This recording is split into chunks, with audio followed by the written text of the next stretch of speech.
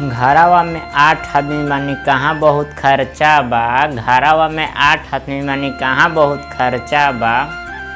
हाँ तू हऊ बाप के एगो बेटी, तू हऊ बाप के एगो बेटी। कादो कहत रहे माई तहार 6 भाई लड़का बा। कादो कहत रहे माई तहार 6 भाई लड़का बा।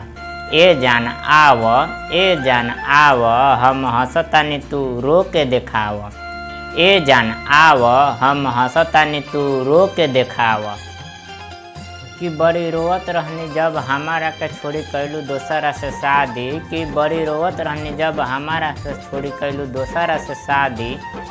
ए जान हम आज भी न तोह के भुलाइल बानी। ए जान हम आज भी न तोह के भुलाइल बानी। ए जान आव, अपन ससुरा के खिलल चेहरा देखाव। ए जान आव, अपन ससुरा के खिलल चेहरा देखाव। हम हंसतानी तू रो के बताव।